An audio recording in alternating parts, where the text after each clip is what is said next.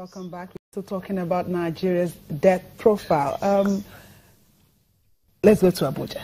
Okay. Yes. Now, Dr. Ewegbara, we all, or the panel here, seem to have agreed that there's nothing wrong with borrowing. But what we borrow for is the issue. How can we ensure that what we borrow for is exactly what we use the money for?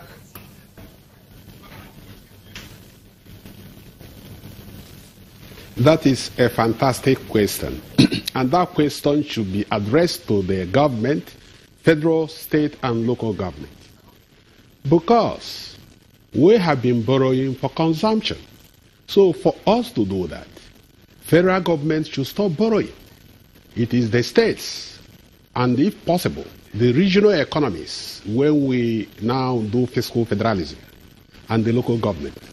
Federal government is supposed to be a policy-making organ of government, making sure that the policies are in tune with a better economic activity, and also making sure that it ensures a level playing field, so that states and local governments or regional economies can now borrow. Take, for example, power. Enugu has a lot of coal. And to develop Enugu coal, which can give us over 30 to 40,000 megawatts of electricity, because South Africa generates 46,000 megawatts, and 93% of that power is generated from coal. Will federal government be the one to do it? No, it is the state that can now find partners from around the world to develop that coal. And the state can now borrow externally, showing the return on debt if it borrows that money. So other states do. Road construction, for example. Why should federal government be involved in road construction? What federal government would have done is to concession the roads and bring back the toll gates and give a serious tariff to investors, to attract investors to build roads. So, you see, federal government has taken more than it can chew. So, as a result, it cannot manage this. And there are a lot of leakages and loopholes. You cannot borrow when you cannot sustain or you cannot invest wisely the money.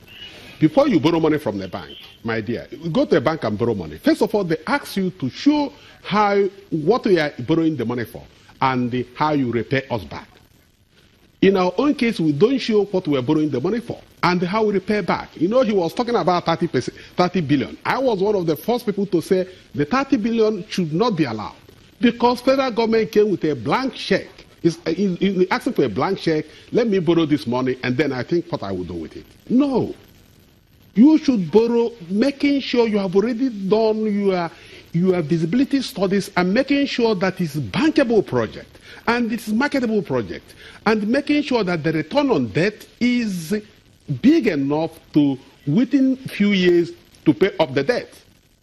That is what we have to do. So we have to go back to the drawing board. And the Debt Management Office of Nigeria has to be reorganized so that it ensures that debt sustainability analysis is done.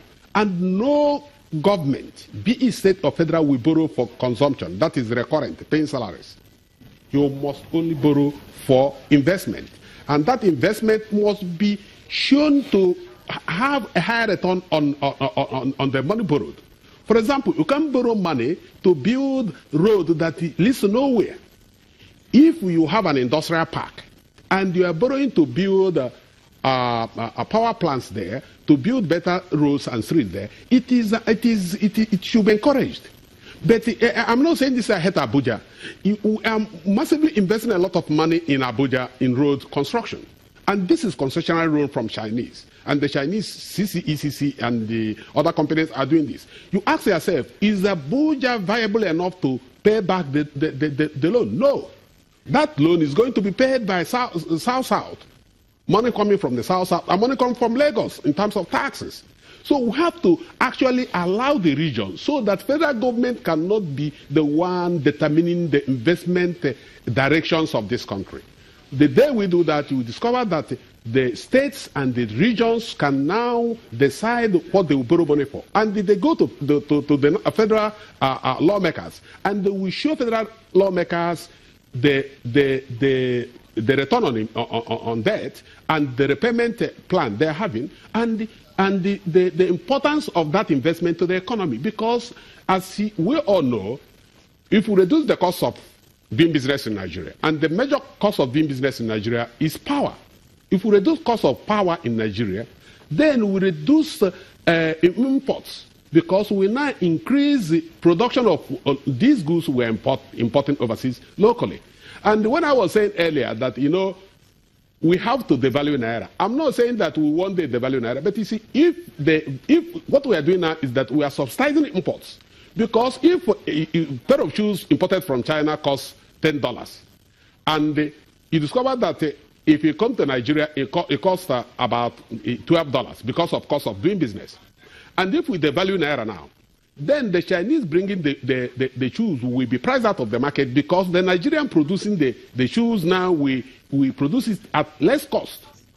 So that's what I'm saying, why we should actually devalue Naira. But I don't say that we have to devalue Naira by fiat, but I'm saying that gradually we allow the market to determine the value of the Naira, not the federal government, not the CBN intervening, because CBN has allowed the Naira to float, but also intervenes. You're supposed to participate in the market, not intervening in the market, because each time it intervenes in the market, it actually distorts the market.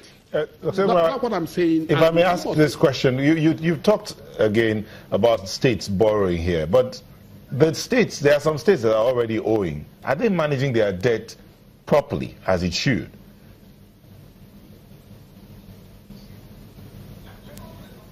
Lagos, for example, is over $1 trillion in debt, but Lagos is doing very well.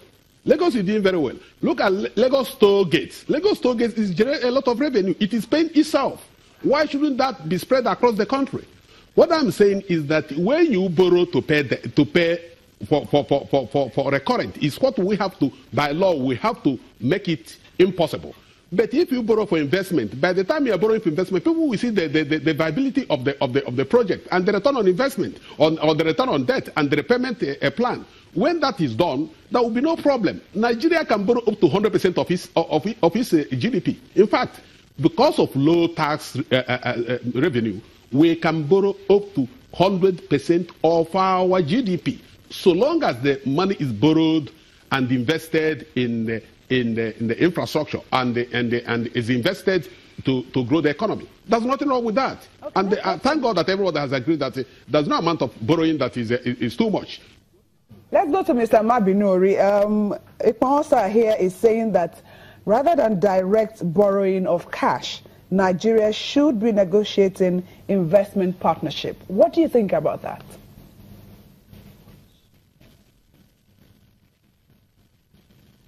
Are you asking me?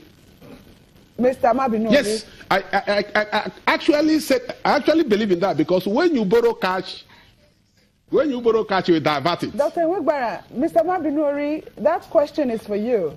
You divert it. Okay. Okay. Oh, okay. Sorry. Please, the question again, please.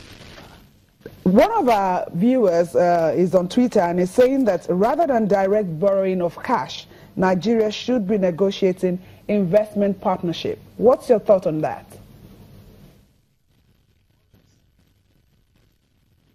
Oh, that's fantastic. Investment partnership is, I've also been saying it, I've said it even on this your station here, that government should go into partnership with private sectors. That's to private sector, PPP, that public-private partnership, both domestically and then internationally. Government should, and I think China tried it the last time when they were to give us some billions of dollar loans, and they said they won't give us cash, but instead they will come and invest this money directly in the economy. That's very okay, but that is in one side. At one side, let me also have a little reaction to what Doctor said the other time. That regions should borrow, states should borrow instead of government. This, in my own opinion, cannot really fly based on how the economy is recently structured. So this will only be possible when the economy is restructured. And let me give an instance. I went to a state university, for instance, and the state